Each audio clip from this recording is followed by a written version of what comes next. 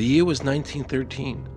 Woodrow Wilson was president, and powerful banking interests, who had been trying for years, finally achieved their long-term goal of a silent coup d'etat by taking control of the American government.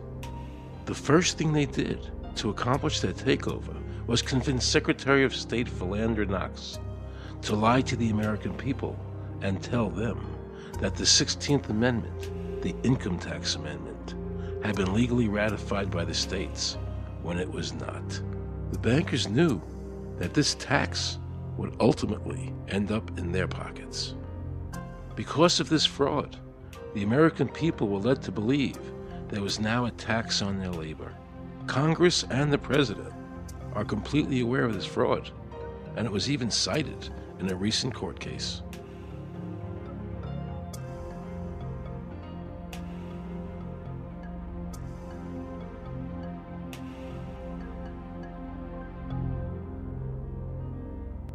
That very same year, the bankers committed their second and by far the most diabolical fraud ever perpetrated on the American people by bribing senators to pass the Federal Reserve Act without the required constitutional amendment. All in favor, say aye. They did this during Christmas vacation, when many senators were home celebrating their holidays with their families. And that's how the unconstitutional Federal Reserve Act came into being. They were very clever, and they understood that whoever issued the money for America would control the government. The bankers won, and the American people lost, because most politicians will sell their soul for $1. And now the Federal Reserve could issue dollars legally. As Mayor Rothschild said, "Give me control of a nation's money supply, and I care not who makes its laws." He knew that he and the other bankers would now control the laws of the nation. Government gave these bankers one of its most important powers, and now had to borrow money from them and pay interest to finance the government. So the American people were forced to lower their standard of living and pay a graduated income tax to the government, just so the government could give these bankers more profits. President Woodrow Wilson, who signed the Federal Reserve Act into law, later said, in regret, "I am a most unhappy man. I have unwittingly ruined my country. A great industrial nation is now controlled by its system of credit. We are no longer a government by free opinion, no longer a government by conviction and the vote of the majority, but a government by the opinion and duress of a small group of dominant men." The Federal Reserve was created by Congress in 1913, and it was entrusted with the power granted originally to the Congress by the U.S. Constitution to coin money and regulate the value thereof.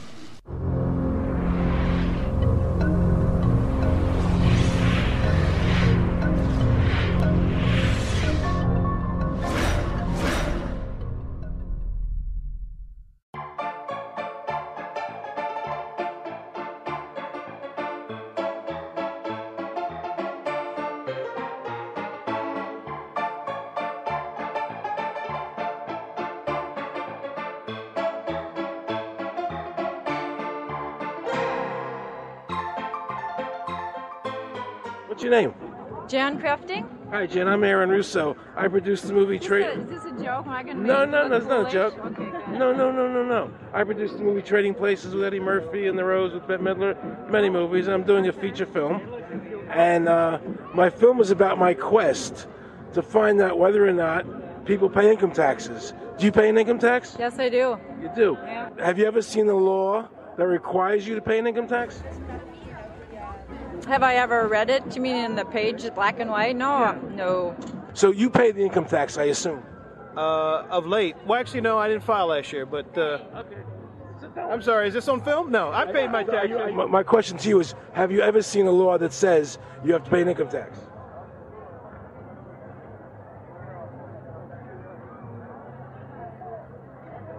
law is that guy that wears that badge and a gun. That's the one that puts you in jail. That's the law. Actually, I can't stand the IRS. Okay. They're evil. Do you have any fear of the IRS? Not really, because I'm Canadian. I think it's actually unconstitutional, is what I've heard. Right. But to avoid any hassle, I pay it. If there was no law and I wasn't afraid of them coming and taking me to jail, absolutely, I wouldn't pay taxes. Okay, then no, I wouldn't pay income taxes. It's a no-brainer. You wouldn't pay it. I wouldn't pay it. Why would anybody? Because that's what they tell us we must do, else we're bad Americans. Would you pay it? No. Would you pay it? No. Why would you pay taxes if you don't have to? The income tax is not legal because it would be a direct tax and it is not apportioned as the Constitution demands. If it's against the Constitution, then why are we doing it?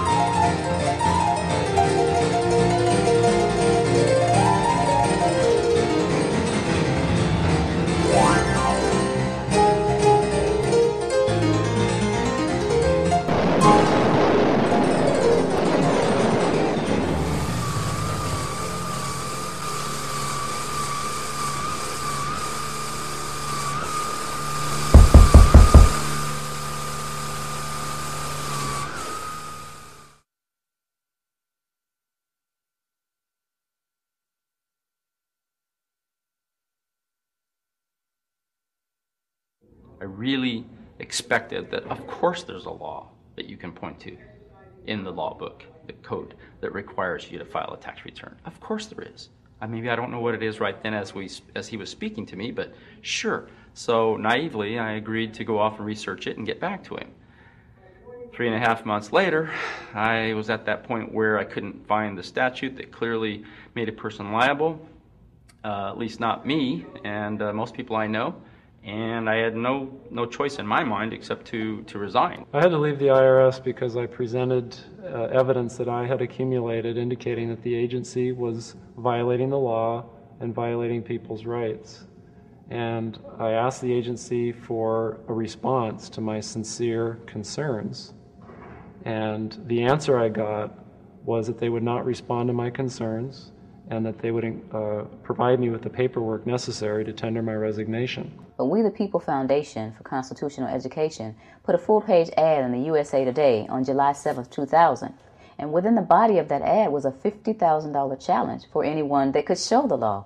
And to me, $50,000 is a lot of money. So I went after that and did the research based on the fact that I thought, let's put this baby to bed. I'm hearing all these rumors. I'm going to kill two birds with one stone. I'll answer these people's questions that are asking me, and then I'll win this $50,000. And, based on the research that I did throughout the year 2000 and that I'm still doing, I have not found that law. I've asked Congress. We've asked a lot of people in the IRS commissioners, helpers.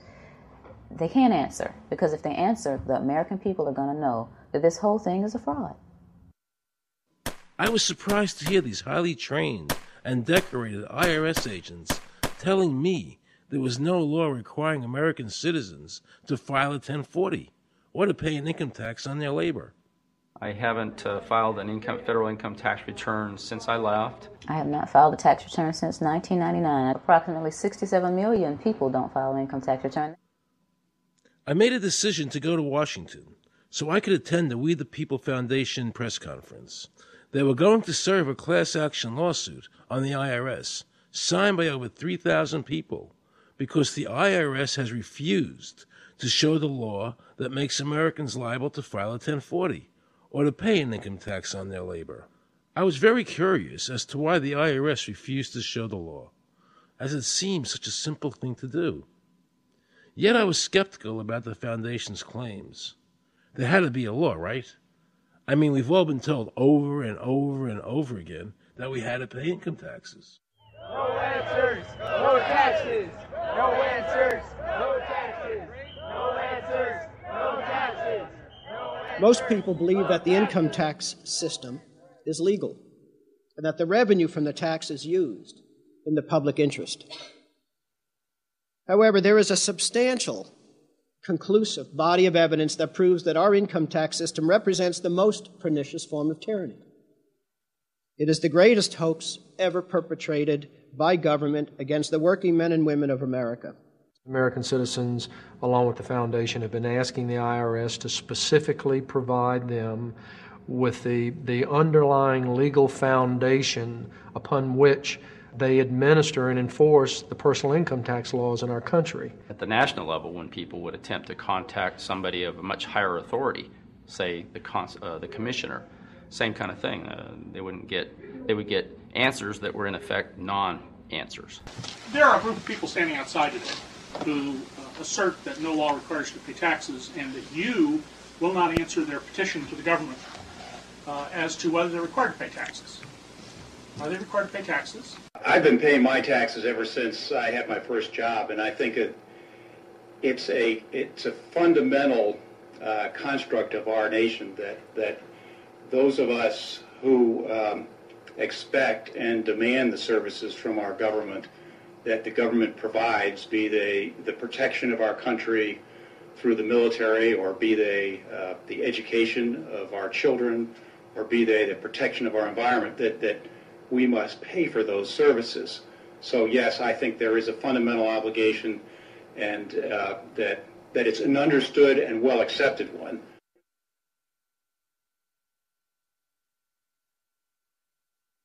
Joe Bannister and I had a meeting in the White House with President Clinton's economic advisor, Jason Furman. He accepted the remonstrance for the president. On June 2nd, I called and spoke with him.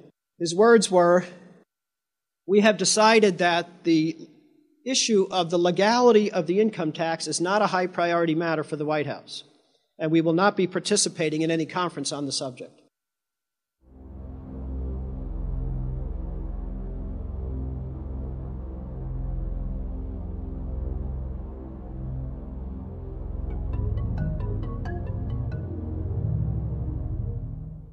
I decided not to eat until my death or until the government agreed to send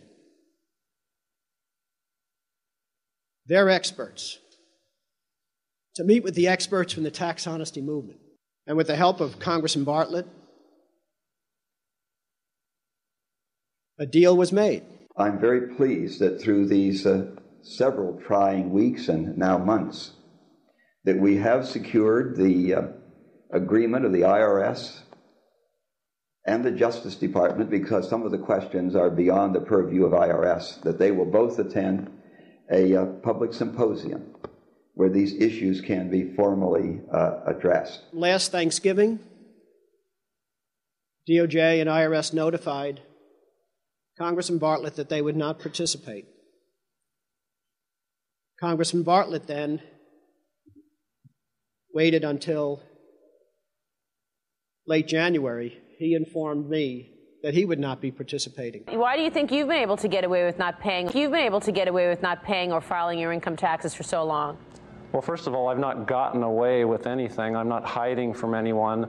I'm simply asking the IRS to show me the laws that apparently require me to do these things, and they are suspiciously reticent to answer questions from me. And of course, there are millions of other people, many other organizations who have attempted to get answers. They act very suspiciously when asked to simply sit down at the table with the American people and discuss what their obligations are. Rather than pulling up a chair, they pull out a club. As a matter of fact, David K. Johnston of the New York Times asked Terry Lemons of the IRS, why won't the IRS answer the questions set forth in the petitions from the American people? Mr. Lemons' response was, the government is answering the questions through enforcement actions in the courts. This is a very chilling remark on the government's use of brute force instead of civility and logic. The federal government itself refuses to provide the American people who are coercively being subjected to this extraction of their private property without any underlying legal justification. There is no law that requires the average American worker in the private sector to pay a direct, unapportioned tax on their labor and compensation for services. There is no law. The march will stop in front of the IRS building. They are now going to serve a class action lawsuit on the IRS. Very courageous. My name is Charles Bell, and I'm here to serve this complaint on behalf of the American people to the Internal Revenue Service. The complaint is accompanied by an affidavit. It's under the hand of Robert Schultz. Case was served. We'll call you with the case number. Case has been filed. We'll call you with the case number. Thank you. Okay, thank you. We appreciate your time. America, baby! Freedom! Today, effectively, the people have said to their servant government that that our rights are not going to be any longer denied, and that we're going to have answers to our petition, our legitimate, lawful petitions for redress of grievances, which are guaranteed in the First Amendment to our Constitution. So once and for all, we will get an answer.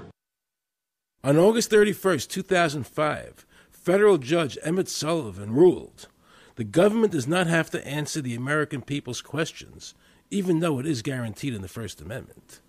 Our courts have made a decision that government does not have to show the law that it enforces.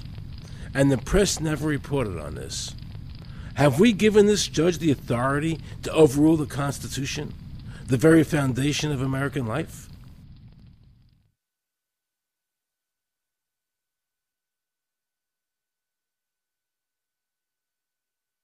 I believe that in both spirit and substance, our tax system has come to be un-American. Death and taxes may be inevitable, but unjust taxes are not. The country's taxes must be fixed, and I know what to do with it. If you think you're paying too much now, just wait till I get through with it. Now, Mr. Hanley, I'd like to ask you something. What does the government do with all the money we give them in taxes? When President Reagan was elected, one of the first things that he did was appoint a blue ribbon panel of business people headed by Peter Grace, and is commonly referred to as the Grace Commission. And their job was to research all the various areas of the federal government and make a report. One of the quotes from the Grace Commission is, 100% of what is collected is absorbed solely by interest on the federal debt. All individual income tax revenues are gone before 1 nickel is spent on the services taxpayers expect from government. If we pay the salaries of the congressmen and the senators, we're supporting them, aren't we? Well, yes. Yeah. Well, then why can't we list them as dependents and deduct them? We've been brainwashed. People have been told, that you need this income tax system to fund government, which is absolutely ridiculous. I mean, my question is, well, if that's true, how did we fund government from 1776 to 1913? The main purpose of the income tax is not to raise revenue, but to redistribute wealth and to control society. A lot of people might say, well, gee, if there wasn't an income tax, what would happen to education? They don't understand that education is paid for the most part, out of state and local taxes, your property tax. People might say, well, how are we going to build and maintain our highways? If there's no money coming into the government, we need our highways. There is a tax on every gallon of gasoline that people buy. Proceeds from the income tax do not pay for highway construction. The amount of money that we spend on defense is exactly equal to the amount of corporate income tax, which is quite legal and quite constitutional. I think we should not want the income tax for several reasons.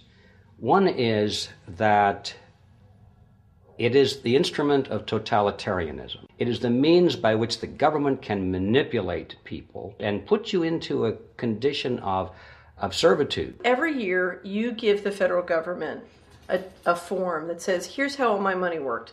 If you lie, you could go to prison. So you're required to give them a financial statement that under, the force of law could put you in prison if it's not impeccable, right? And under the law, they're supposed to do the same. They're supposed to give you back a financial statement that says, here's what we did with your money. Except you comply and they don't. In fiscal 99, the Department of Defense had 1.1 trillion of undocumentable adjustments.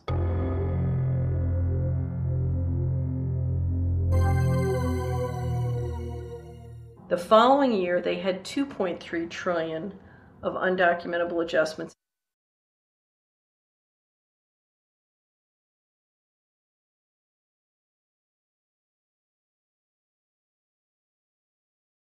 I decided to call the IRS.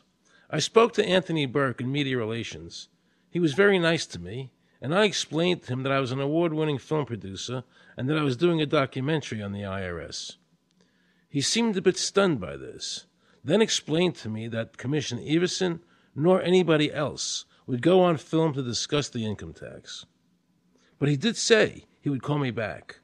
I thanked him for that, but I couldn't help wondering, why was the government making it so difficult for people to see the law? So I decided to bring my crew down to the IRS building to see if I could find some employees to interview. And here's what happened. I said you cannot film here, that's it. Who are you to tell me I can't film here? What's the law? Just tell me where the law is that says that. Can you show me the law that says I can't film here? Is America a free country? I told him they couldn't film here, and he's asking 9 million questions. I told him that's a federal government law. Hey, I told him he couldn't film here. He's telling me he's a citizen and all that. So I couldn't film him. I'm saying, where's the law that says I can't film here? And I'm asking another question, sir. Then Homeland Security showed up, because I was such a threat to Washington. You got a driver's license up? Yeah, I do. Put that away for me. After convincing Homeland Security I really wasn't Osama bin Laden, I kept wishing the IRS would allow me to interview somebody. Why wouldn't they show the law? What were they so nervous about? I began to have a frightening thought. What if it was our own government we had to be afraid of? With that disturbing thought in my mind, I went to see a group of tax experts. You can look through the statutes and look for the law that requires you to pay. And when you do that, you can't identify a law that requires the average person in America who earns a wage and works in private business to pay an income tax. The Constitution allows for two kinds of taxes. They're called direct and indirect. The federal government in the Constitution can tax almost anything, as long as it apportions the tax if it's direct.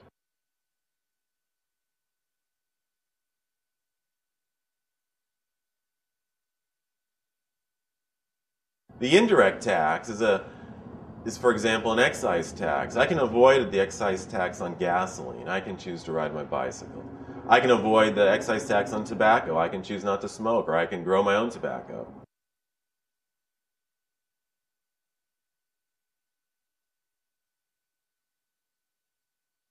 The income tax which is being applied now doesn't meet the criteria of either direct or indirect taxes. The IRS claims that in 1913, the 16th Amendment, the Income Tax Amendment, allowed the government a third form of taxation.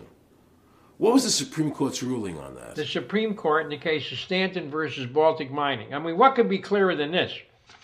The provisions of the 16th Amendment conferred no new power of taxation. The Russo case also said that the 16th Amendment did not impose any new taxes and did not change any of the taxing restrictions of the Constitution. There were also several other major Supreme Court cases in that same period from 1916 up until about 1923. Stratton Independence versus Hobart, Southern Pacific versus Lowe, Bowers versus Curbo Empire, Burnett versus Harmel, Doyle versus Mitchell. It's actually very simple. Congress tried to enact an income tax in 1894. The Supreme Court said that's unconstitutional. When the Supreme Court says something is unconstitutional, it's unconstitutional. They tried again in 1913, and the Supreme Court said the 16th Amendment conferred no new power of taxation. So, if they didn't have it then, and they didn't get it, they don't have it. There is no constitutional basis for a tax on the wages of Americans living and working in the 50 states of the Union. Period. End of argument.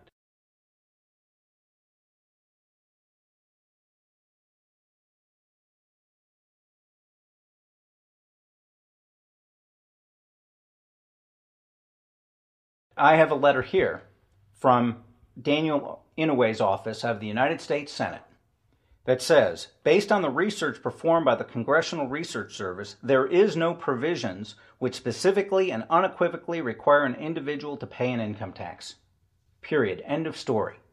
There is no law, and to date, nobody has been able to show that there is a law for the average American citizen working day in and day out to pay an income tax. The definition of income in the Constitution was given in the Eisner versus Macomber case, and it turns on gains or profits that are made from some activity. Doyle versus Mitchell, 247 U.S. 179, 1918. Here's what he said. The idea of gain or increase arising from corporate activities. In other words, it doesn't mean wages, it doesn't mean dividends, it doesn't mean alimony. It means a gain or a profit arising from corporate activity.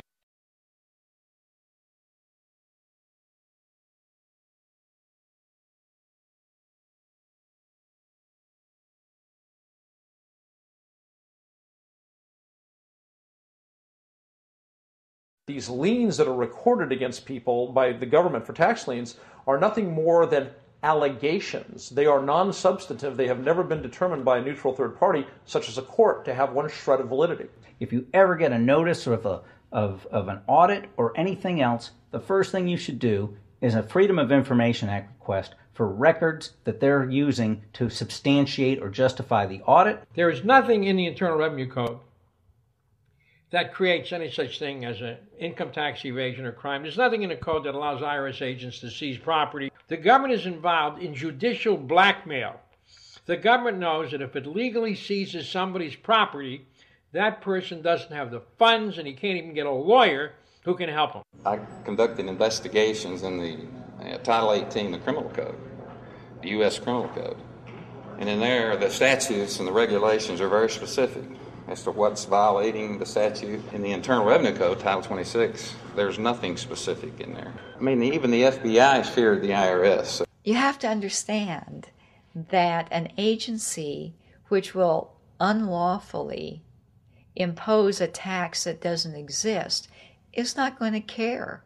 If we, the people, don't know what our rights are, they're not going to tell us. If Americans just learned that the IRS was actually knowingly deceiving them, that would be enough for them to rise up and put a stop to it. This small booklet includes the Constitution of the United States, the Bill of Rights, the Declaration of Independence. This is a document that every citizen should read. It's a document which freed an entire nation. This is the Internal Revenue Code. And this document, and the unlawful application of this document by the Internal Revenue Service has enslaved the nation that this document attempted to free. I was very impressed with the people in the tax honesty movement. They weren't kooks. They were highly intelligent, well-researched, and very genuine.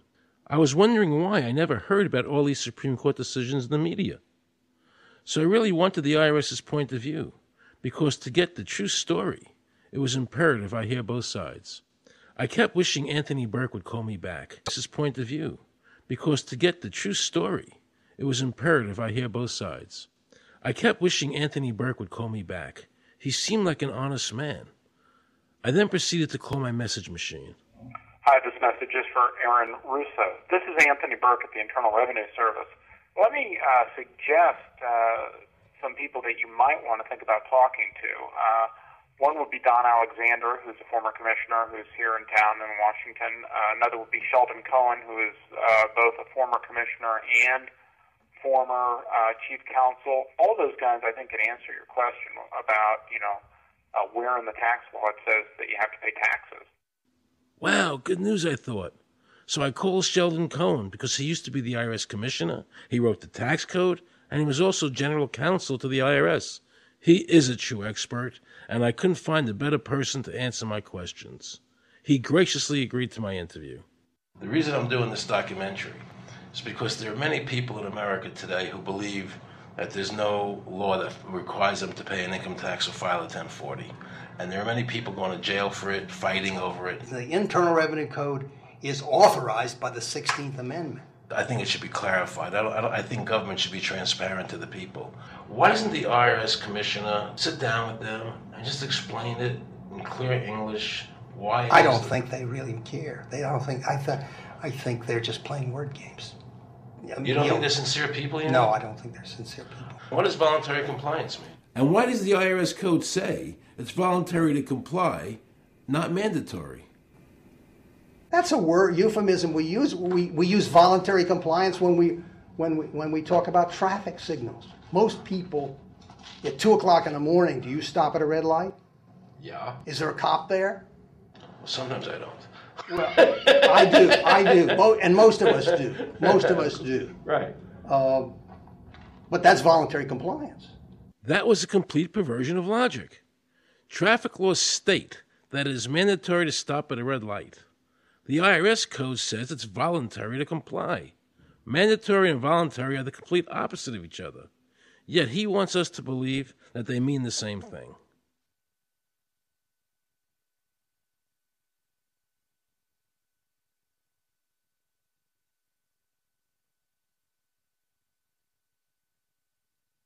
So can the government criminally prosecute somebody of information put on their 1040?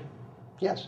Right, so doesn't that violate the Fifth Amendment? No. But the Fifth Amendment says I don't have to do anything that incriminates myself. Well, it doesn't incriminate you to put your income down. But you said before I could be put in jail for it.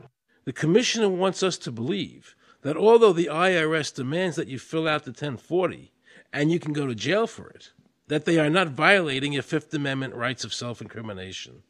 That is absurd. Isn't it true that the word income is not defined anywhere in the Internal Revenue Code?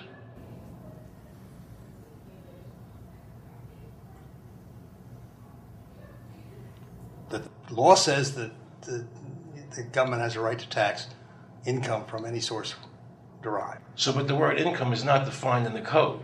It just says income without a definition of what income is. That's right. Correct? Yeah. But there are many different kinds of taxes. Well, how can an American citizen know what income is if the code doesn't define it? If they're paying an income tax... Because the courts have all defined it.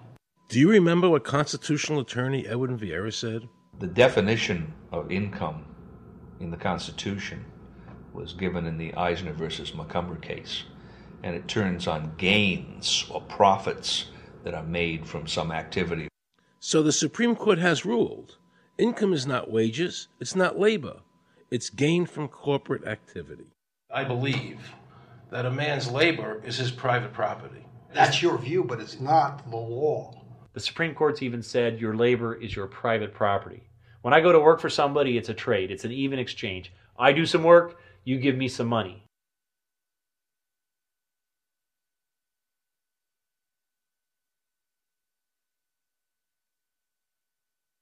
In 1916, we had the Bruchaber case and the Stanton case.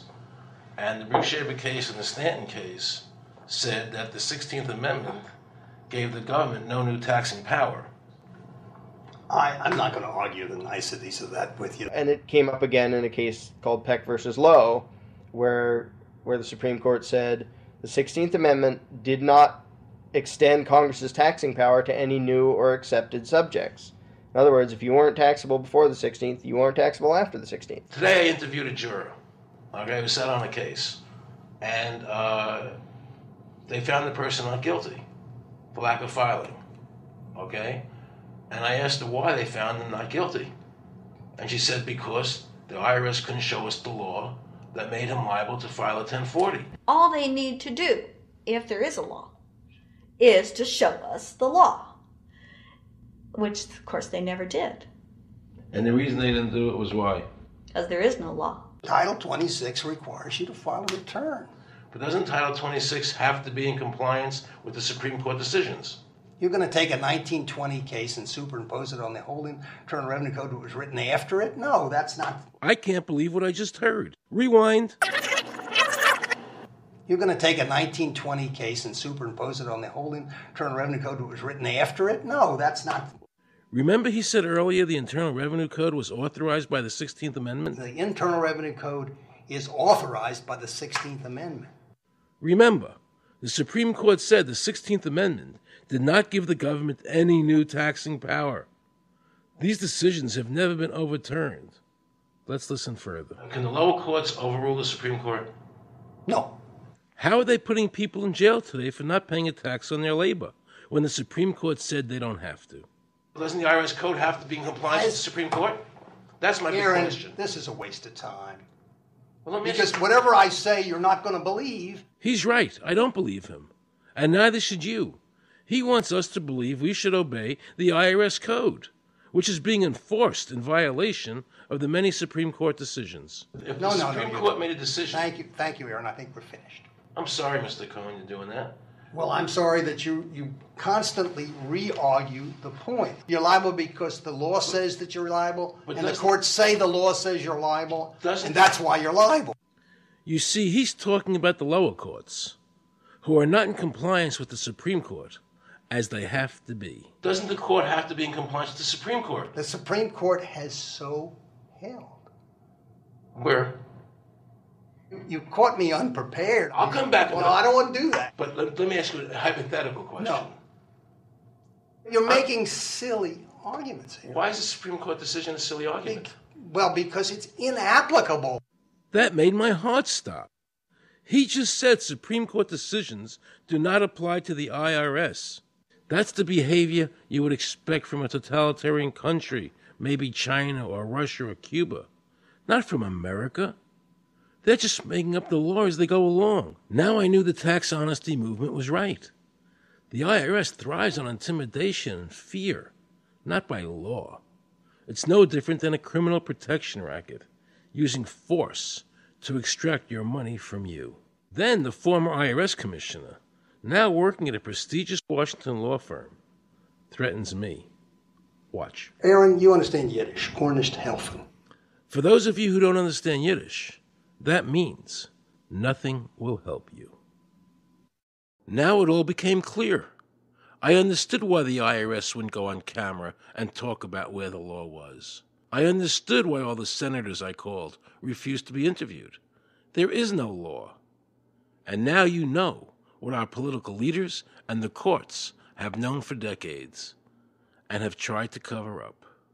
The United States Constitution strictly forbids a direct, unapportioned tax on the wages and salaries of American citizens. The United States Supreme Court has consistently ruled that the income tax is a tax on profits and gains, not on labor and wages. On behalf of the American people, I challenge the IRS to show me a statute that allows a direct, unapportioned tax on the wages and labor of the American people. And if I'm wrong, I will give my most humble apologies to the IRS. If the IRS is wrong, and there is no law, then every person who's been jailed should be let out of jail immediately, and any assets seized should be returned to their rightful owners.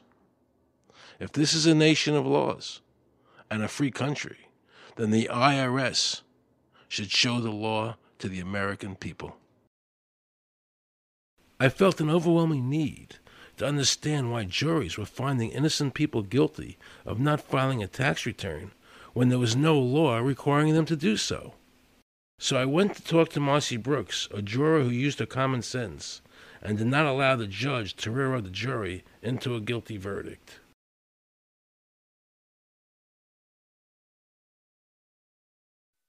He was being tried for 4 counts of not filing his income tax.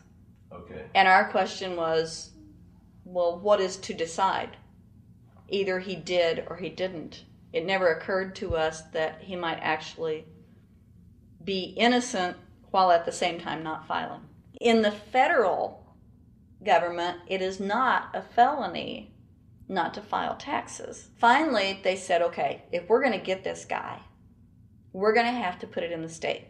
They called up the IRS agent, Agent Craner. Craner? Yeah. Robert Craner? Mm-hmm. This is Ken Doherty, who's also an investigator with the Illinois Department of Revenue. This is a request for a copy of the delegation of authority order. Right, and I talked to my boss about that, and he said that my badge is that. Badge is the authority. I thought it had to be in writing. The last question that the defense asked him was, did you write any of this down? And Agent Craner looked right at him and right at us, and he said, I never wrote anything down. And yet when we saw the video, there he was, writing notes, you know. And so I'm thinking, okay, at this point, the judge is supposed to say, Agent Craner, it is clear that you have committed perjury. It wasn't even noticed. It finally came to the climax. Mr. Harrell looked right at the prosecutor, and he said, I will tell you the same thing I have told over and over again to government officials. You show me the law that requires me to file a tax return, and I'll be glad to do it. And again, I asked, under what is the requirement that you claim under the private duty stuff?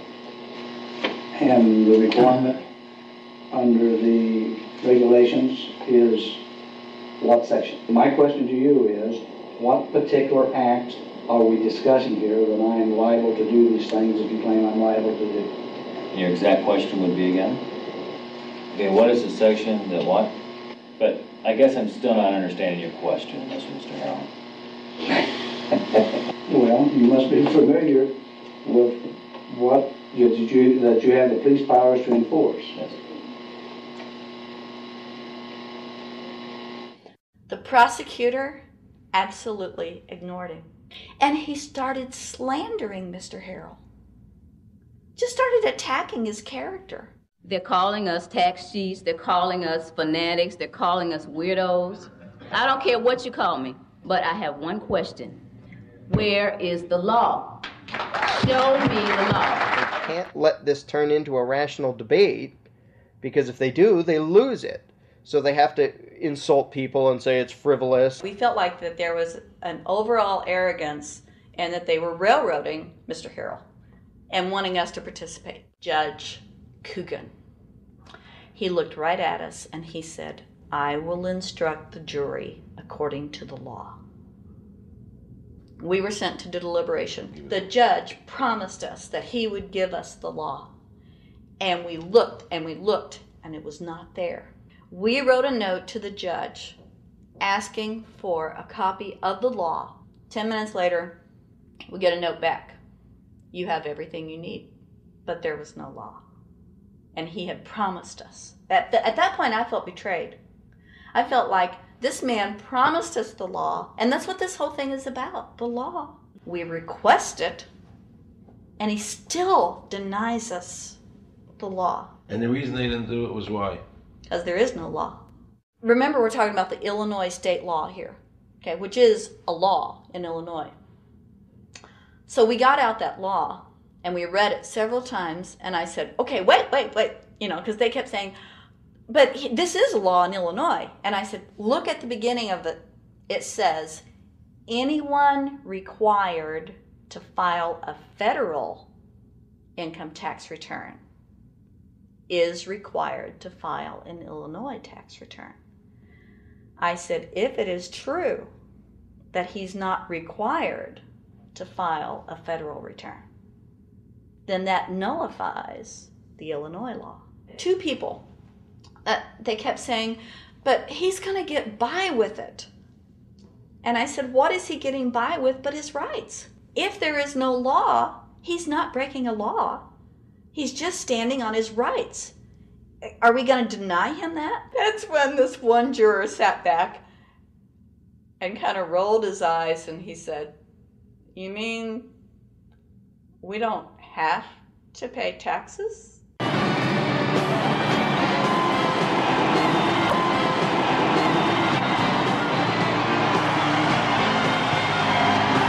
All of a sudden we realized that this trial was much bigger. And the ramifications of this trial were going to be so broad if it actually got out. I mean, it's like we had just discovered this great government secret. And so when we came out for the delivering of the verdict, the judge was, I'm sure, even at this point, I'm sure he still thought we would give a guilty verdict. And the reason I say that is because of the look on his face when the first not guilty was read. His face just turned white. I mean, it's like, I don't believe this. The second time, you could hear people out in the audience, just in the courtroom, just going, wow, and the judge is just getting red in the face. I mean, he was just livid. And the judge got up and left. I sat there and I thought, this truly is a victory for the people. And I have never felt more patriotic. And I knew that we had done the right thing. I looked at that man, Mr. Harrell, and I thought, the system might not work all the time, but this time, for that man, it did. In November 2004, the government arrested former IRS criminal investigator Joe Bannister. They charged him with fraud for telling the American people the truth about the income tax laws. The jury obviously agreed with Joe. Well, it just showed Mr. Bannister to be honest and straightforward and working within the law. Vernice Kuglin, a Federal Express pilot, claimed there was no law requiring Americans to file an income tax. She also won in court. 24 people were criminally charged by the IRS because they claimed there was no law requiring them to file an income tax return. The fact is, neither the judge, nor the prosecutor, nor the IRS could bring that statute in there because it's not in the books. The jury came back with an acquittal for everyone. When the matter is put to the test, which means in terms of court and enforcement action, there is a 100% success rate in shooting down these arguments. The mafia has a code and they follow it, and it's a code of honor. But the IRS has no code of honor.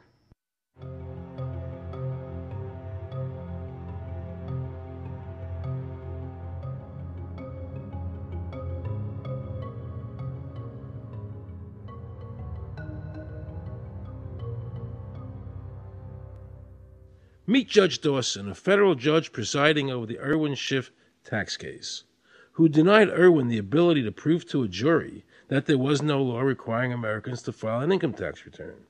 He denied Irwin the right to prove to a jury there was no law by stating, "I will not allow the law in my courtroom." But the judge made sure the government never had to show the law as written by telling the jury, "You must follow the law as I give it to you." Nobody can know what the law is because the law is what the judges say the law is. The lower courts today will not allow people, especially in tax cases, to bring in Supreme Court decisions as their evidence.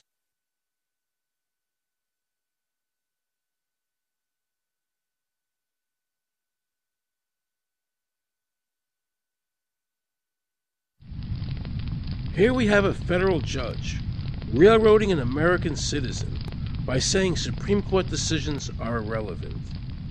And again, nothing from the press defending our freedoms.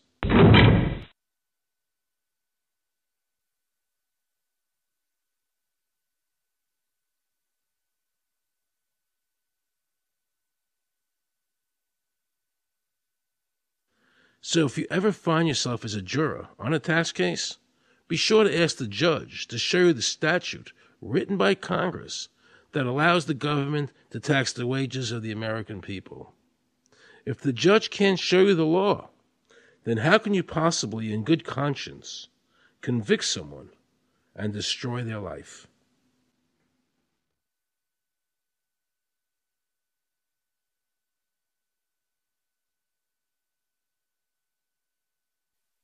Let's see how the IRS treated one of America's greatest heroes, and someone I cherished as a child. Joe Louis was an American icon. Victorious in his first 27 fights, the Brown Bomber quickly rose to heavyweight champion of the world. His 1938 knockout of German Max Schmeling, who represented Hitler's Aryan ideal, earned him the admiration of millions of Americans. Is watching carefully. Louis measures him right to the body, a left hook to the jaw, and Schmeling is down. The count is tied. Right after Pearl Harbor was bombed, Joe had a title fight where he donated his fee to Navy War Relief. Well, I'm not working for nothing. I'm working for my country, and I think that's about the greatest piece of work that anybody can do. Well, I certainly agree with you for that, but you're turning over an awful lot of money. Well, we all turn over a whole lot for this country at this time. Joe volunteered for the segregated army and defended his title while in the service, this time donating his normal fee to Army Relief. I'm only doing what any red-blood American would do. Since the checks were in Joe's name, the IRS taxed him on their full amount, even though he never saw a penny of it. At the end of the war, Joe was awarded the Legion of Merit. But what most people didn't know was that the IRS was charging him $50,000 a year in interest alone on his debt. When Joe's beloved mother died, leaving him $600, the IRS immediately seized it. They also confiscated all of his children's trust funds. Joe was forced to continue fighting until he was 37 and out of shape, just to pay off his ever-mounting debt to the IRS, which grew to $1 million, $100,000 a year just in interest. At the end of his life, Joe was forced to become a greeter at a Las Vegas hotel just to make ends meet.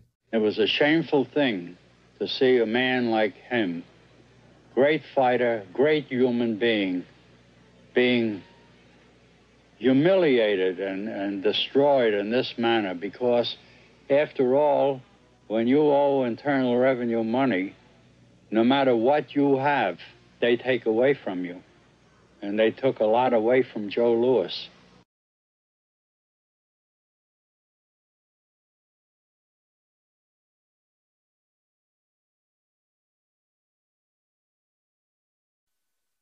I made a decision to drive to Virginia Beach from Washington because I had heard stories about two law-abiding families who had been brutalized by the IRS.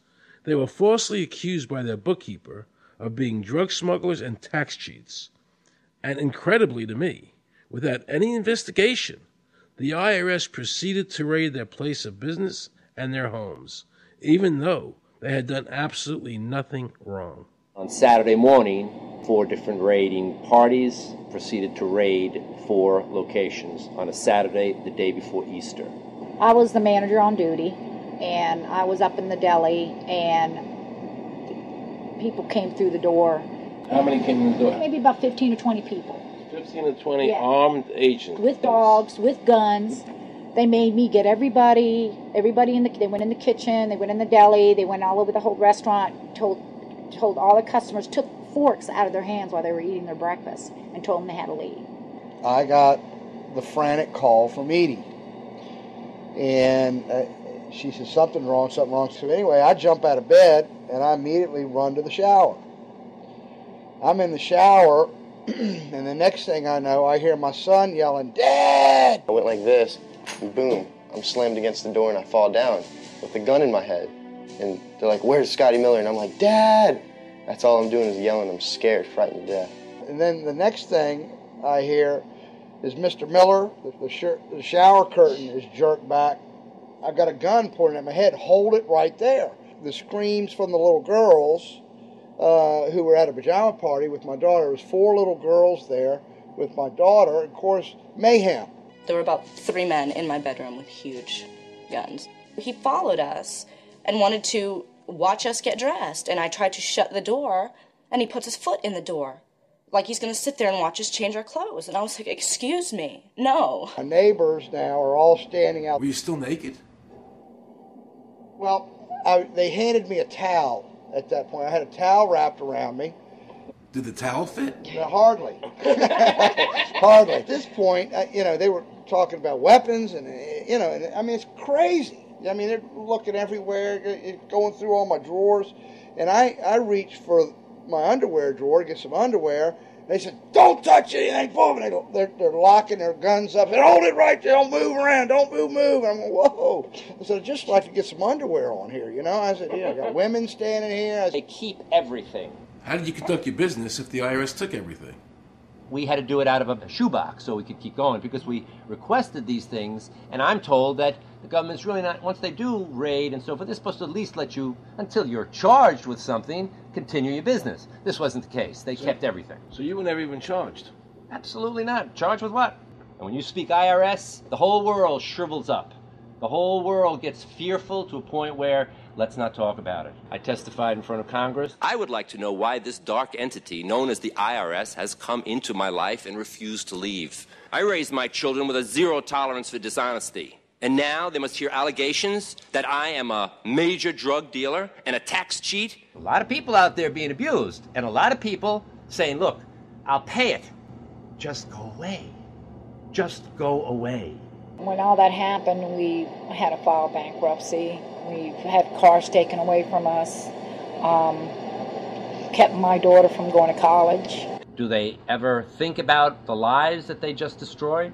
They think about the ruination of homes and property?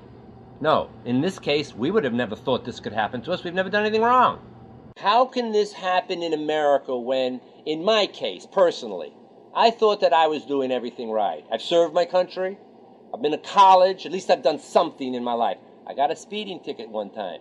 I paid my taxes for 40, 50 years, whatever it was. I've never been audited. What happened here?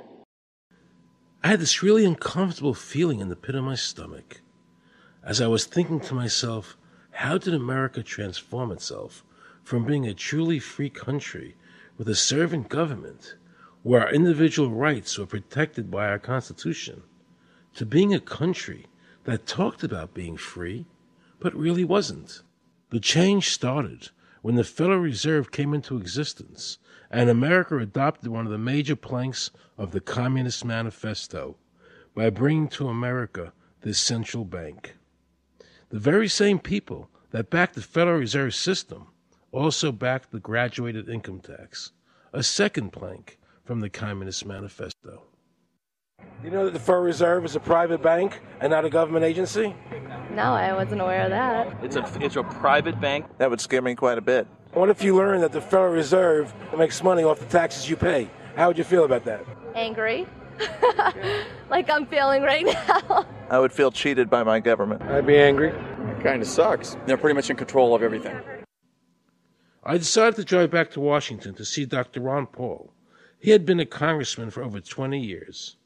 I had met him previously in 1998 when I was running for governor of Nevada, and I knew him to be an honest and sincere man, and I thought he'd be very helpful in letting me know what the future holds for the American people. Who owns the Federal Reserve? It's secret, and we can't find out what's happening.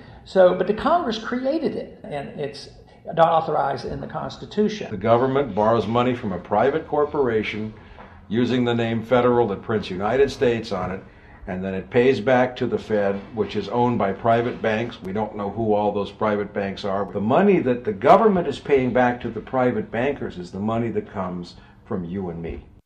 Why in the world would the American government borrow money and pay fees on it when it has the authority to make the money itself interest-free? The Federal Reserve is no more federal than Federal Express. I've never seen a full list of ownership for the Fed. I don't think anybody has. The government works for a private bank, and the private bank works for its owners, the true masters. People talk to me about, the issue of Republican versus Democrat, as if they don't get it. And I say, look, here's the way you get it. It's organized crime. All you do is you call the Republicans the Genoveses, and you call the Democrats the Gambinos. The people at the top, they treat it like a crap game, like it's their crap game, like they're making lots of money. Occasionally, somebody at the table shoots each other, but the moment anything threatens their crap game, they all unite to protect it. Occasionally, somebody at the table shoots each other, but the moment anything threatens their crap game, they all unite to protect it. They're both controlled by the same financial, economic, and corporate interests. Once the banks get into the picture and they form a partnership with the government gives them the legal power now to create bank-issued money backed by the coercive power of government to require everybody to accept that bank money. In the course of the last century, they have converted this nation from a nation of independent freeholders to a nation of employees. And they're just one step away from being serfs. Most people spend the great bulk of their money for taxes, interest, and inflation. And all of that money goes to these two groups that comprise the cartel and their partner, the federal government. It's not a coincidence. So if Congress used its legal authority to shut down the Federal Reserve System, the American people would be much better off. Government should create, issue, and circulate all the currency. Creating and issuing money is the supreme prerogative of government and its greatest creative opportunity. Adopting these principles will save the taxpayers immense sums of interest, and money will cease to be the master and become the servant of humanity. Abraham Lincoln. Young people today are conditioned practically from the cradle on up to think that credit is a wonderful thing. You don't want to damage your credit. You want to do what you can so that you can go to the bank and get a good loan. There are no people who own their own property, who own their own houses, who own their own business, who finance their own business. They're only debtors. The average young person today has no concept that he's being drawn into a web, a trap. Like he's in the feudalist system, only he's going to like it. He's going to think, this is wonderful. I got my new red Corvette and I'm in debt for the rest of my life, but I'm looking good. A decision was made. Let's get all the debt up, let's move the jobs abroad, and instead of re-engineering your skills, we're going to dumb down America, and so the middle class will disappear. Really what most of the people in this country have become is food for the debt machine. When a person borrows money, it puts a noose around their neck and makes them servant to the lender, which is exactly what the Federal Reserve System is designed to do. And now our Congress, so dominated by the banks, is helping them to entrap people even further by passing new bankruptcy laws, making it more difficult for the people to declare bankruptcy and get a fresh start, while at the same time allowing the banks to charge very high rates of interest. This is the way the Democrats and Republicans, working with the banks, legally enslave the nation. Credit card industry is a huge political contributor. And unfortunately, a certain number of... It just seems so, like I say, just bald. This idea that credit card industry gives a lot of money to the government, so they will protect them even to the just abject disinterest of their own constituents. That happens kind of a lot. The board of directors of the Federal Reserve System is chosen by the president from a list prepared by the bankers themselves. The process of finding a Greenspan replacement is ongoing and is being managed by a small group of people responsible for coming up with a list of nominees. It's important that whomever I pick is viewed as an independent person from politics. If the American people ever allow the banks to control the issuance of their currency, the banks and corporations that will grow up around them will deprive the people of all property until their children wake up homeless on the continent their fathers conquered. Thomas Jefferson. So the Federal Reserve is actually an illegal entity functioning within government. It's illegal, and what we have given to this so-called agency is the authority to counterfeit money. Do you have any points of view about the Federal Reserve and how the Federal Reserve operates? They just enter something on a computer. Oh, you need 20 billion today. Here's 20 billion, but they got that out of thin air. It came out of thin air, it goes to the Treasury then pays the bills. So it's no different than monopoly money.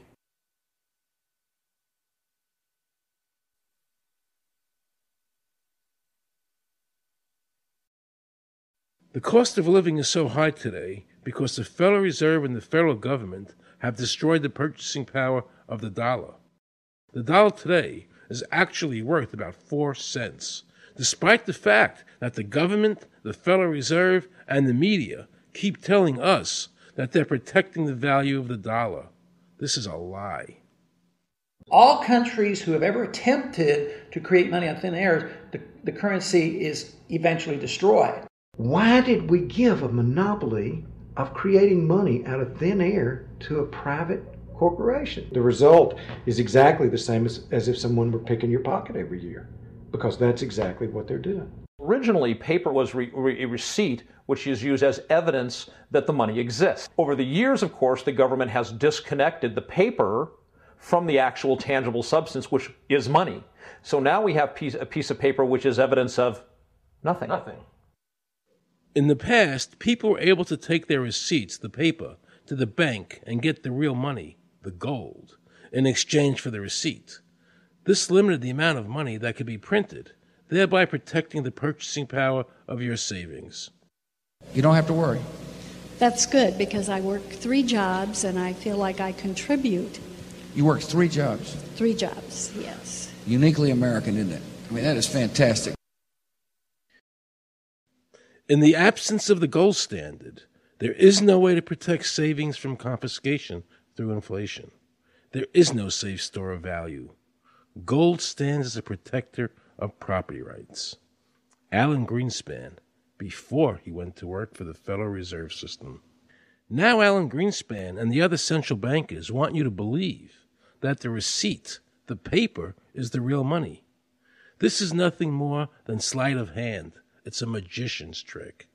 Because for them to maintain control over the government and the people, they have to convince you that this paper is really money. Because that is the essence of their power and our powerlessness to maintain control over our own government.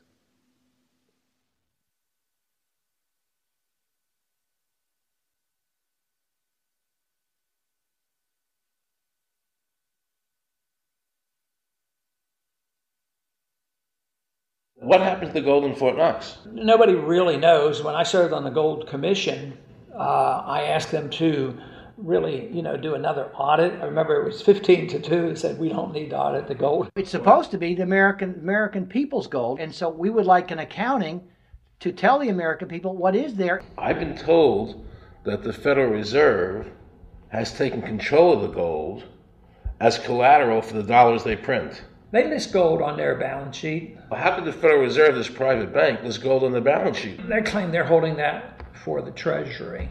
So that puts private bankers in control of the American gold. They could have taken all of America's wealth. That's a possibility. Shouldn't the Congress stand up and say, where is the American people's gold? They're not audited. They control the money of America, and it's not audited? There is no audit. Oh, wait a second. Doesn't the Federal Reserve work underneath the Congress? Congress ignores their responsibility to do any oversight. The president really has no control, nor does the Congress have any control over this cartel. It just has the appearance of control. In the final analysis, the Federal Reserve bankers, with the help of the Democrats and Republicans in Congress, have swindled the American people. They have taken the true wealth of America, the gold, and given us a piece of paper in return. And again, not a word from the press. These frauds are going to continue until Congress is no longer intimidated by the Federal Reserve bankers, and Congress uses their legal authority to shut down the Federal Reserve System and to stop this loss of our freedoms. Is there a law that requires people to file a 1040? Not explicitly, but it's certainly implied. Well, implied by force. Yeah. But is there a law? I can't cite a law, no. I cannot. But, if they think it's the law and they have all the guns, it's an authoritarian approach. Well, yeah, but that's authoritarianism. Yeah. That's not a country run by law. Do you think America is going deeper and deeper into becoming a police state? And if so, in what ways do you see that as a congressman? Yeah, I think we're moving in that direction because there's not much we can do without permission. The absence of a police state is that people are free, and if you don't commit crimes, you can do what you want.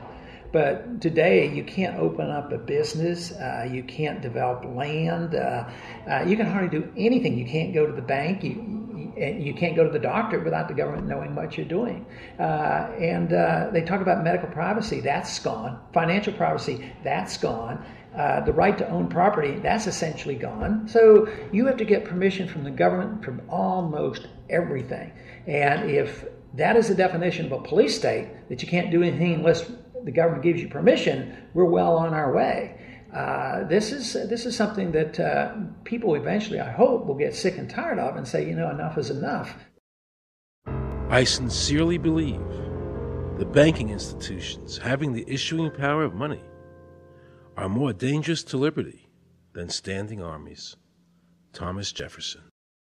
You must understand the Federal Reserve is a cartel made up of the major banks in America, and they are the ones that are running the show, not the federal government.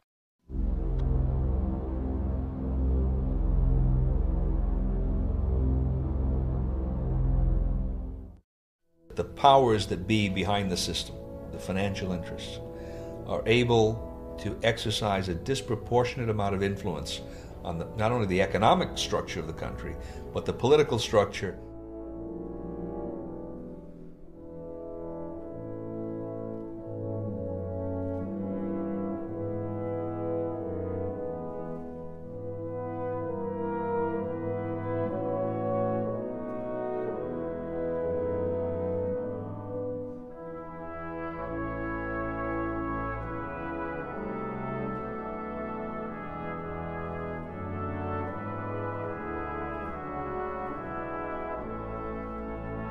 This would be like the ultimate reaching of government into our personal health lives, which would be unbelievable. And not even our government, some, bureaucratic, diffuse, multinational, secretive government.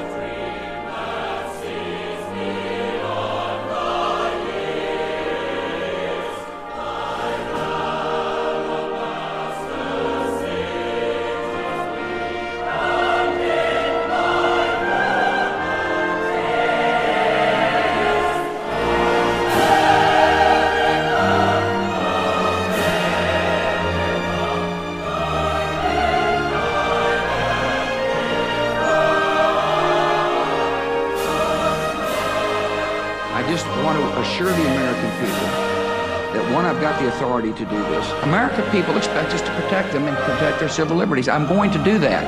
Preserve, protect, and defend the Constitution of the United States. The Constitution of the United States. So help me God. So help me God. So help me God.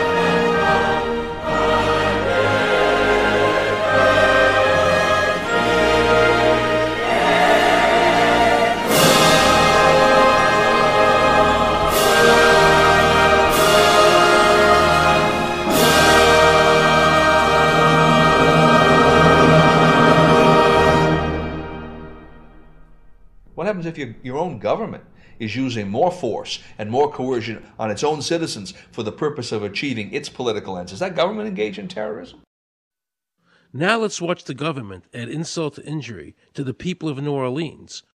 No one will be able to be armed. We will take all weapons. That happened today in this wealthy neighborhood where homeowners had armed themselves to protect their mansions. Residents were handcuffed on the ground. In the end, police took their weapons but let them stay in their homes. Wasn't that kind and generous of the government to allow people to stay in their own homes? How thoughtful. Of course, they couldn't defend themselves from looters. For many of the police and guard troops, it is an uncomfortable job to do this in an American city. You never expect to do this in your own country. Walking up and down these streets, you don't want to think about the stuff that you're going to have to do. We are losing our right to property. The government is getting more pretexts to seize it, using the power to confiscate it with eminent domain. The asset forfeiture laws have proliferated. It's easier for the prosecutors to come in and make an accusation against you and confiscate your property even though they have no evidence that you've done anything wrong. Guilt or innocence doesn't really matter that much because it's very convenient for the government. Unfortunately, what is being sold to the American people today as Americanism, if you peel off the label, you find so much similarity to what we were fighting against when we were fighting communism and Nazism and fascism. The government's now putting a national ID card together and they want checkpoints. We will be carrying our papers, and they have recommended there'll be checkpoints throughout the country. Isn't that what Nazi Germany did that everybody in America was against? Papers, please. May I see your papers? May we see your papers? I don't think I have them on me. In that case, we'll have to ask you to come along. Wait, it's possible that, yes. Here we are. These papers expired 3 weeks ago. You'll have to come along. Halt! Halt!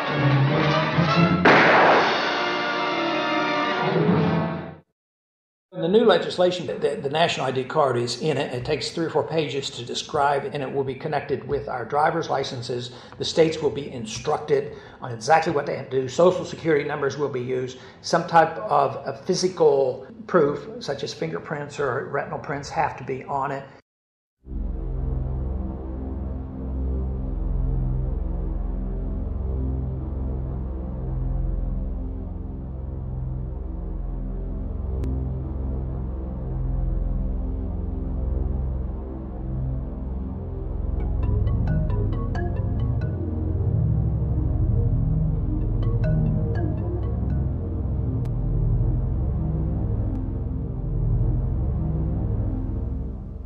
It is time to wake up, America. These ID cards are not about defeating terrorism, but they are all about controlling the American people. I arranged an interview with Catherine Albrecht, a leading authority on the RFID chip. Her book entitled Spy Chips is the definitive book on this subject. I wanted to find out just how dangerous these chips are to our liberties.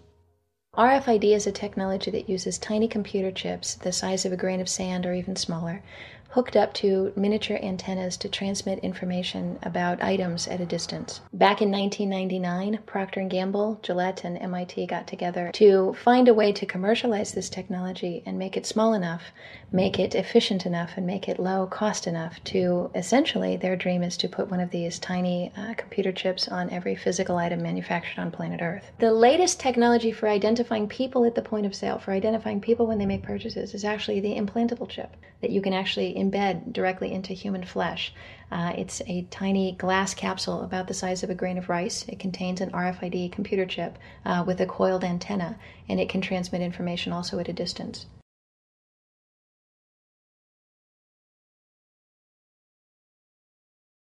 Can a microscopic tag be implanted in a person's body to track his every movement? There's actual discussion about that. You will rule on that, mark my words, before your tenure is over.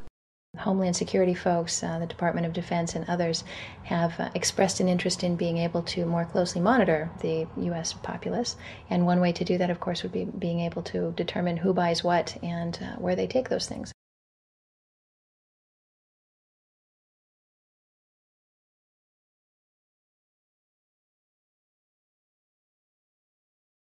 Radio waves can travel through walls, they can travel through wood, they can travel through the things we normally rely on to protect our privacy. For example, your purse, your backpack, your pocket, anything you're wearing or carrying. Kraft Philadelphia cream cheese has been tagged with RFID and sold to consumers, as have Mach 3 razor products and other Gillette razor products, without the knowledge of the consumer. One of the tiny chips could actually even be the dot on the letter I on the back of the fine print on a package that you purchased. They were talking about having reader devices in every airport, on every bus, on every train, on every port, on every dock. One of the most worrisome applications of RFID are proposals to put them into cash, meaning that you would be able to track every banknote, where it had been, who it had been issued to, and create, in essence, an audit trail. That would essentially take away the anonymity of cash that we now enjoy today. The ATM machine itself, as the money came through the roller device, would be reading each number, and they would know who you are because, of course, you identify yourself at the bank before you take money out. And down the road, when you go to pay at a major retailer, it would also be possible for them, as they're putting the money into the cash drawer, to simply feed it through a little reader device. It would go in, it would tag that number and transfer possession from Aaron Russo, say, to Walmart. Once everything you do is tied down to a single number and there is no longer the ability to pay with cash, then all it takes to render you a non-citizen is to simply turn that chip off. You will no longer be able to really participate in any function in society, including buy food. So through the implementation of the Federal Reserve System, the American citizen has gone from being a private individual who had real money, gold, in his possession that was private, to a citizen who has no privacy because all money is now being digitized. They can deduct whatever amount of money they want out of your digits whenever they want. They can trace you whenever they want. You'll be at their mercy. God forbid we allow this to happen in America. This is absolutely Orwellian. I mean, it's talking about Big Brother looking over your shoulder at absolutely everything you do, every purchase you make, every place you go, every company you interact with. All of that would be reported back potentially to the government.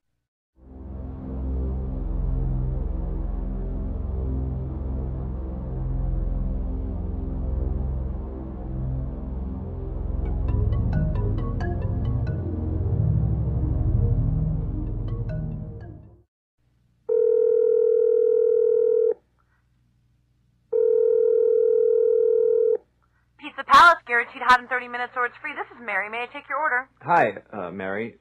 Yes, I'd like to order. Is this Mr. Kelly? Yes. Thank you for calling again, sir. I show your national identification number is 610-204-999-8-45-54610. Is that correct? Yes. Thank you, Mr. Kelly. I see you live at 736 Montrose Court, but you're calling from your cell phone. Are you at home? I'm just leaving work, but I'm... Oh, we can deliver to Bob's Auto Supply. That's at 175 Lincoln Avenue, yes? No, I'm on my way home. How do you know all this stuff? We just got wired into the system, sir. Oh, well, I'd like to order a couple of your double meat special pizzas. Sure thing. There'll be a new $20 charge for those, sir. What do you mean? Sir, the system shows me that your medical records indicate that you have high blood pressure and extremely high cholesterol. Luckily, we have a new agreement with your national health care provider that allows us to sell you double meat pies as long as you agree to waive all future claims of liability. What? Do you agree, sir? You can sign the form when we deliver, but there is a charge for processing. The total is $67 even. $67? Well, that includes the delivery surcharge of $15 to cover the added risk to our driver of traveling through an orange zone. I live in an orange zone? Now you do. Looks like there was another robbery on Montrose yesterday. You could save $48 if you ordered our special Sprout Submarine Combo and picked it up yourself. Comes with tofu sticks. Those are very tasty, sir. Good value, too. But I want double meat. Well, I'm sure you can afford the $67 then. You just bought those tickets to Hawaii. They weren't cheap, eh?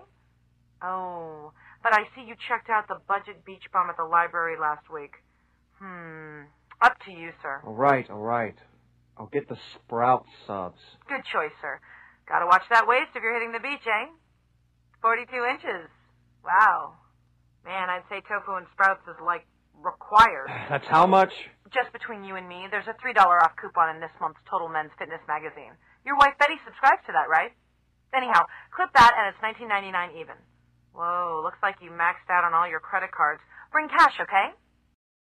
Have we become so controlled and so ignorant about our rights that big institutions and big government can do whatever they want with us, even without our approval?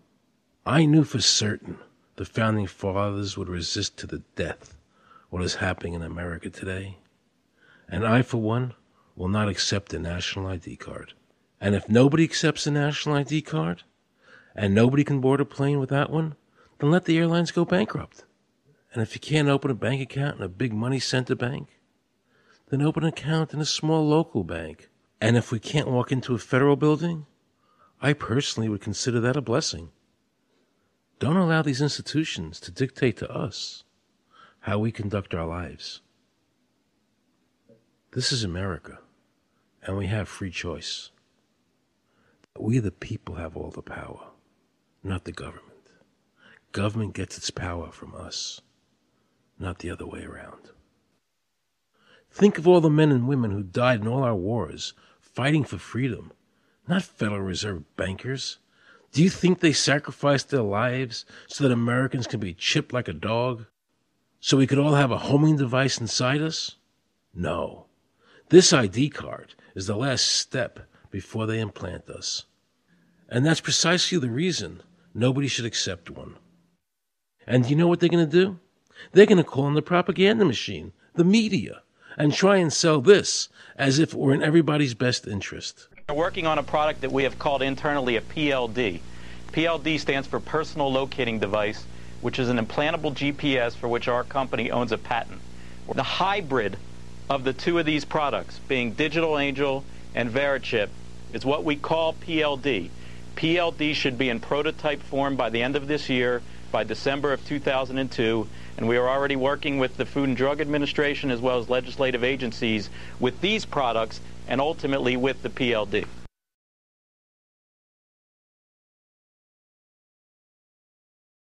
We have a Florida family who are really pioneers in a brave new world. They have volunteered to be the first ever to have microchip identification devices implanted into their body. After 9/11, I was really concerned with the security of my family. I wouldn't mind having something planted permanently in my arm that would identify me. Talk about identification papers. Watch what happens to a woman in Florida whose license was suspended. Get out of the car or I'm going to tase you. The next street off of Seacrest.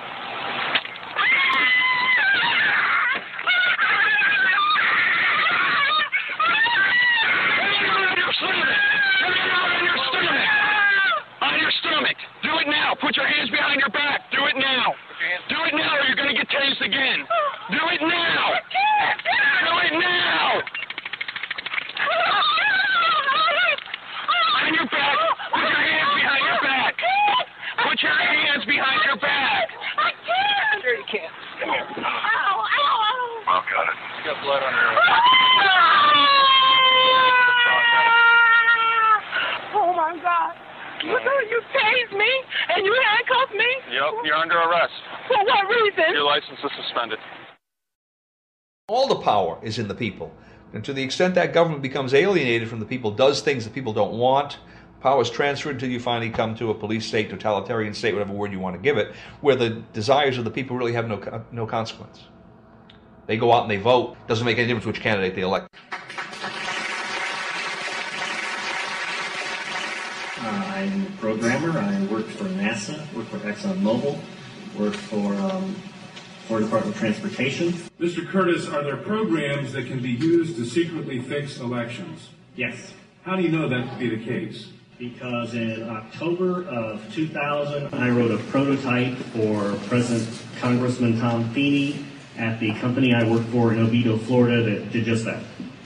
And when you say did just that, it would rig an election? It would flip the vote 51-49 to whoever you wanted it to go to and whichever race you wanted to win. And would that program that you designed be something that elections officials that might be on county boards of elections could detect? They'd never see it. So how would such a program, a secret program that fixes the election, how could it be detected? You would have to view it either in the source code or you'd have to have a receipt and then count the hard paper against the actual vote total. Other than that, you won't see it.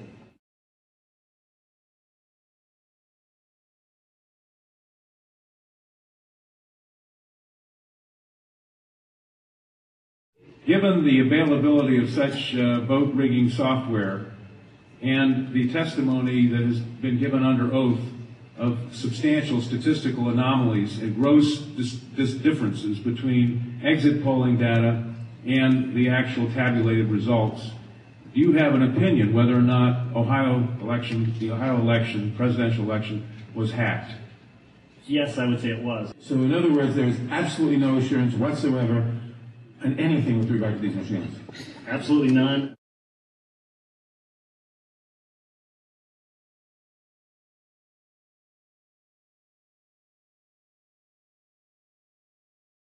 Anybody who trusts electronic voting machines should have their head examined. Anybody who trusts electronic voting machines should have their head examined.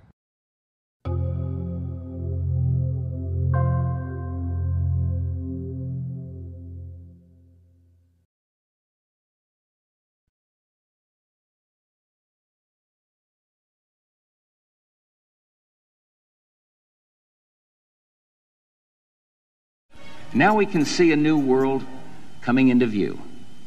A world in which there is the very real prospect of a new world order. The New World Order will be built, an end run on national sovereignty, eroding it piece by piece, will accomplish much more than the old-fashioned frontal assault. Council on Foreign Relations. We shall have world government, whether or not we like it. The only question is whether world government will be achieved by conquest or consent. Paul Warburg, Council on Foreign Relations and architect of the Federal Reserve System. There's a group that get together internationally and they sort of play God with our money. Do you think that's part of what George Bush said was the One World Order? They can't have a new world order only with, a world police, military. Right. I think the financial system ultimately is even more important than the guns. The central bankers of the world are working together to create a one world government, a global police state as sinister as anything George Orwell ever wrote about, where every person on the planet Earth will have an RFID chip implanted, where the bankers and the governments can monitor every transaction you make. A chip in everybody would be the universal monetary system par excellence, because there'd be no escape from it, and you'd be totally under the control of those who issue the electronic impulses in that chip.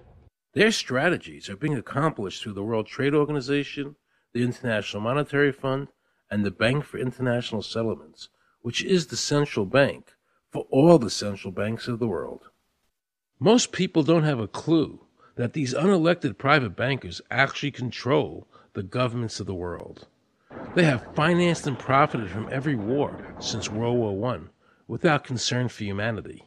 The war in Iraq is an attempt by the Federal Reserve and their partner, the Bank of England, to control the Middle East and to make it a part of the New World Order. To defend the New World Order, U.S. soldiers will have to kill and die. Arthur Schlesinger, Counselor on Foreign Relations. Military men are just dumb, stupid animals to be used as pawns in foreign policy. Henry Kissinger, Council on Foreign Relations. Now let's listen to this quote by Robert Reich, a member of President Clinton's cabinet and one of his most trusted advisors. The dirty little secret is that both houses of Congress are irrelevant. America's domestic policy is now being run by Alan Greenspan and the Federal Reserve. America's foreign policy is now being run by the International Monetary Fund. When the president decides to go to war, he no longer needs a declaration of war from Congress. Dr. Carol Quigley, professor from Georgetown University, who was also President Clinton's mentor, said in his book, Tragedy and Hope, the powers of financial capitalism had a far-reaching aim, nothing less than to create a world system of financial control in private hands, able to dominate the political system of each country and the economy of the world as a whole. And then President Clinton's Deputy Secretary of State, Strobe Talbot, said, in the next century, nations as we know it will be obsolete. All states will recognize a single global authority. All these supposed free trade agreements, NAFTA, GATT, CAFTA, are truly nothing more than the governments of the world and the central banks working together to create a one-world government. They are not free trade. These treaties are government-managed trade, and they are destroying the American worker. Through these treaties, the bankers are actually beginning to control the laws of the world. The fact is that this relationship between the bankers, the government, and the huge multinational corporations is the very reason why the government no longer enforces its immigration laws. The bankers want a one-world government without borders, and the American government is obeying them. If the government was so worried about terrorism, why are they leaving the borders open? But at the same time, telling American citizens they need an ID card with an RFID chip.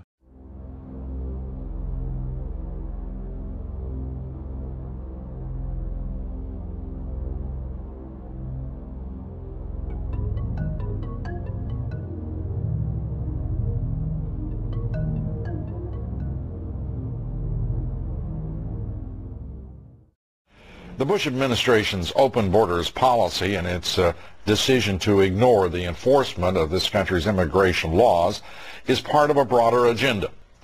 President Bush signed a formal agreement that will end the United States as we know it, and he took the step without approval from either the U.S. Congress or the people of the United States. Bill Tucker reports. The Security and Prosperity Partnership of North America sounds benign, hardly like a policy that critics call NAFTA on steroids. It's a deal that few have even heard of. It's being done again by very few people at the very top on behalf of the investment class, but the working class of people, political officials across our country from communities, from cities and so forth, they don't know anything about this. Yet it was agreed to by Mexico's President Fox, Canada's Prime Minister Martin, and President Bush in 2005. Administration officials counter their critics by saying everything about SPP is on the White House website. And they say the partnership is not a treaty, but more of an outline of priorities between the United States, Mexico, and Canada.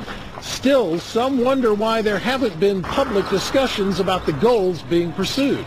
You know, I was asked the other day about whether or not I really thought the American people had the stomach to stand up and stop this nonsense, this direction from a group of elites in absolute contravention of our law, of our Constitution, every national value. And I hope, I pray that I'm right when I said yes.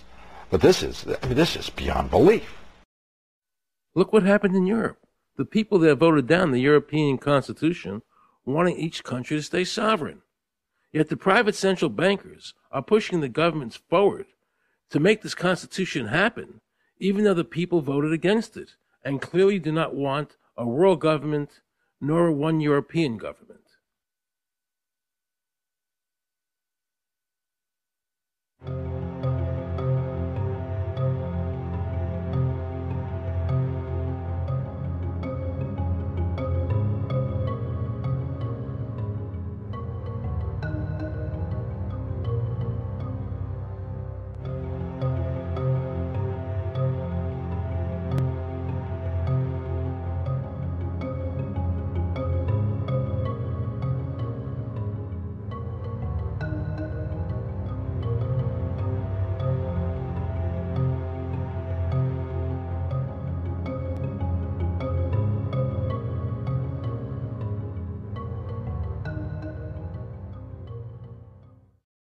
Now pay close attention to this quote by David Rockefeller, and you'll understand what is happening in the world today and where the American people are heading as a nation.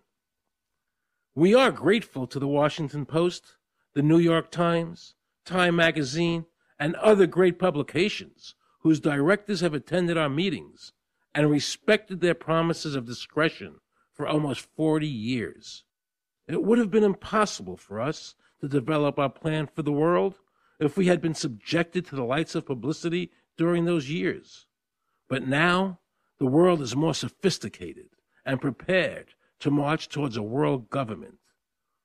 The supranational sovereignty of an intellectual elite and world bankers is surely preferable to the national autodetermination practiced in past centuries. David Rockefeller, a member of the Council on Foreign Relations, actually believes that we would be better off if he and his bank of friends ran the world.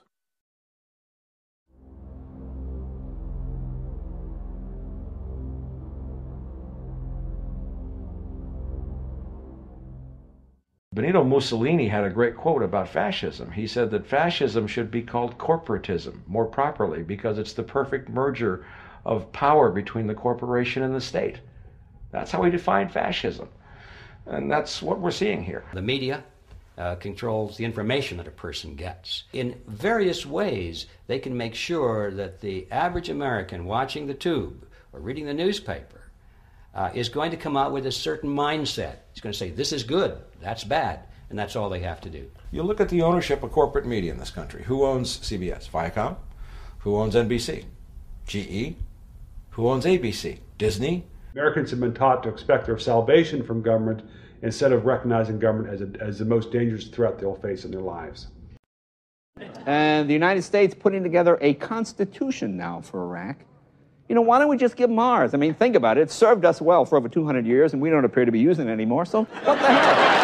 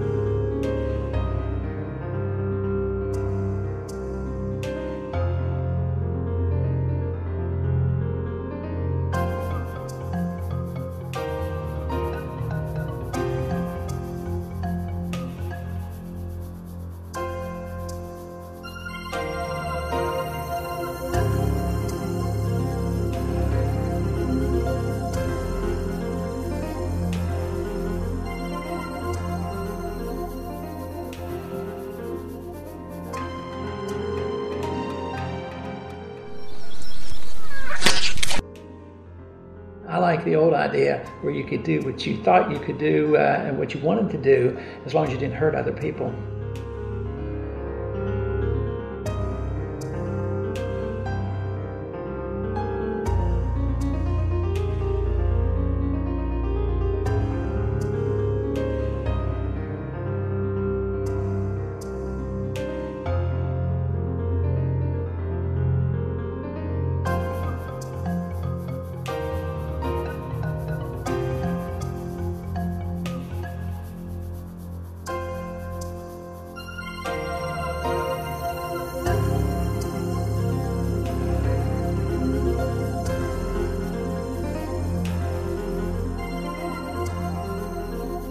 I think that the ultimate choice that's being presented to mankind is that it's time to either evolve or perish.